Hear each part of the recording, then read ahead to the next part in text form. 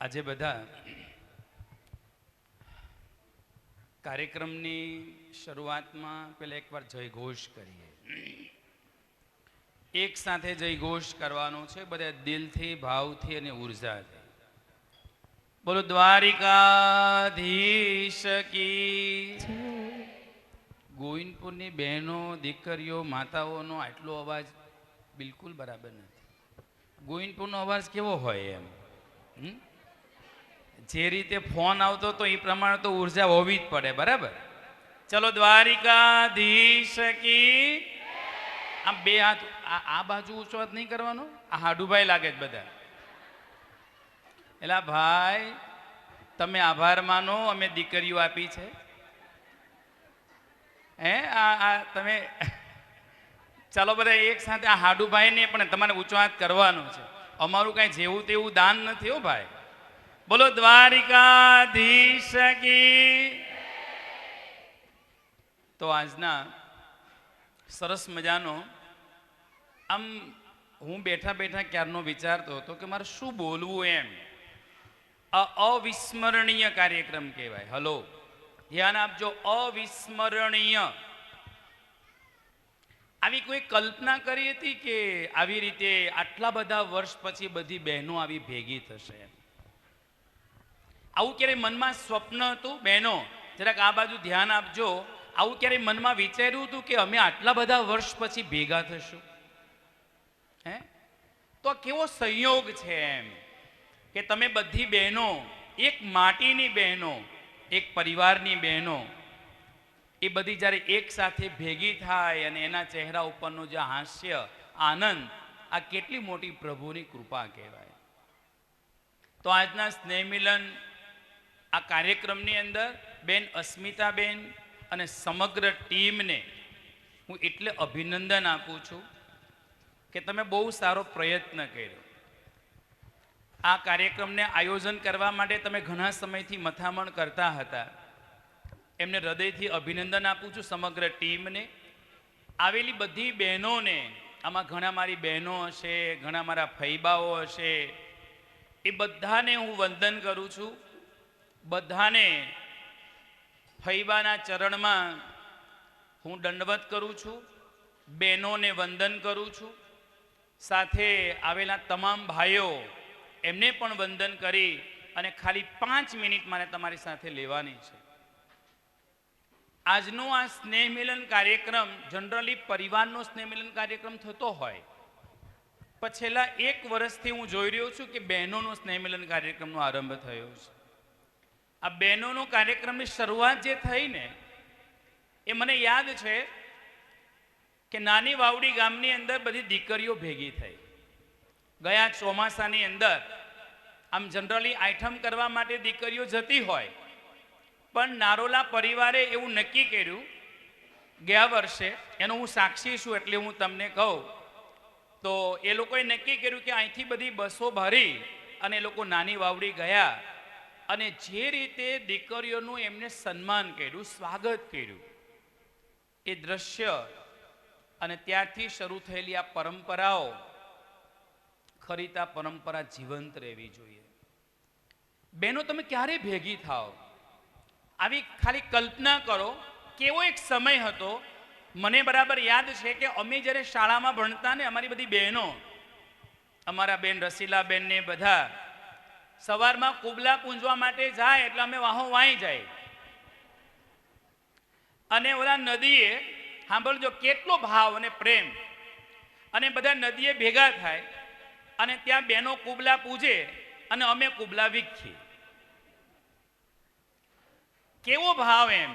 Item કરવા માટે આવે. આ કેવો આપણો સમય બદલાઈ ગયો. આઈટમ કરવા માટે બહેનો આવે એટલે આઈટમ કરવા માટે 1 મહિનાથી રાહ જોતા હોય. એ વખતની ગામડામાં રહેલી આપણી દીકરીઓ, આપણી બહેનો એવું નક્કી કરે કે 1 મહિના પછી જ્યારે એને આઈટમ કરવા જવાનો આનંદ કંઈક જુદો હોય.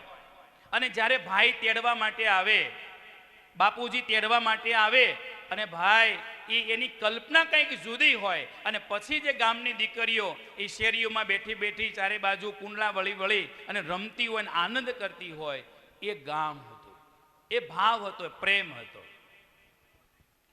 અરે ક્યાં સુધી મને યાદ છે કે તમે જ્યારે આપણે ત્યાં હોળી ધૂળેટી આવે એટલે બધી 15 દિવસ ગીતો ગાતા હતા.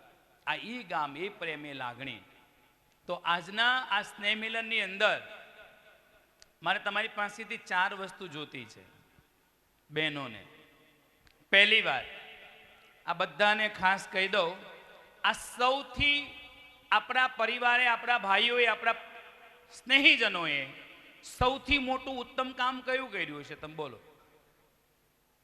બરાબર ધ્યાનથી સમજજો. આપણા વડીલોએ સૌથી ઉત્તમ કામ કયું કર્યું છે? અને એ છે સંસ્કારનું કામ. સૌરાષ્ટ્રની દીકરીઓએ આજ દિન સુધી મા બાપની જમીનમાં કે સંપત્તિમાં ભાગ નથી માંગ્યો. આ સૌરાષ્ટ્રના આ વડીલોની દેન છે. તમને ખબર ન હોય, આ સુરતની અંદર, ઉત્તર ગુજરાતની અંદર, સૌરાષ્ટ્ર સિવાયના તમામ ભાગની અંદર બહેનો, ફઈઓ, ભાણિયાઓ નાની નાની બાબતમાં ભાગ માંગતા હોય.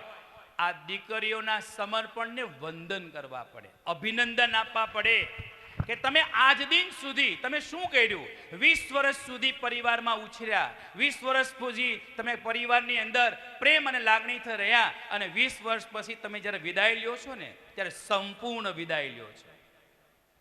તમે ક્યારેય પરિવારને એમ નથી કીધું કે મારે આ જમીનમાં 2 વીઘાનો મારો ભાગ છે. પહેલું તો આ પરિવારને, આ દીકરીઓને વંદન કરવા પડે કે તમે હંમેશા આ રીતે જ વિદાય લીધેલી છે. બીજી બાબત, સહકારની ભાવના. બહુ યાદ રાખજો, સ્નેહ એ ભેગા થયા છો. સહકાર અને સમર્પણ. અત્યારે સૌથી મોટી સમસ્યા એવી આવી છે, તમે બધી બહેનો છો, તો હું તો એવું માનું કે એવું એક સરસ મંડળ બનાવો કે એકબીજાના ભાણિયા ભાણેકીઓના આમાં સંબંધ થાય. ધ્યાન આપજો બરાબર. તમે કોઈ પરિવાર સાથે જોડાયેલા નથી એટલે એક, અને સૌથી મોટી સમસ્યા અત્યારે કઈ તમને ખબર? સારો દીકરો ક્યાં ગોતવાનો? હલો, સારી દીકરી ક્યાં ગોતવાની?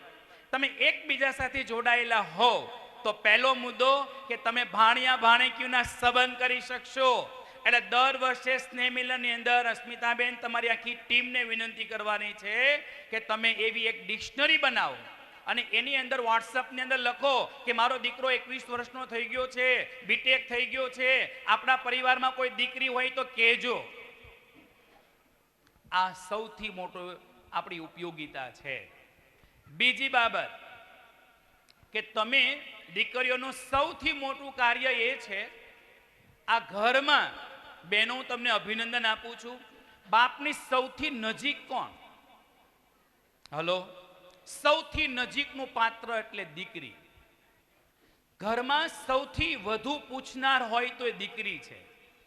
મેં તે જોયું છે કે બાપુજી બીમાર હોય ને તો પહેલા દોડીને દીકરી આવતી, અને એ દીકરી બાપુજીએ જયમાં કે ન જયમાં, ધ્યાન આપજો, તમે પારકે ઘરે ગયા છો અને અમારી ઘરે પણ પારકે ઘરેથી જ આવેલી એક નારી હોય છે.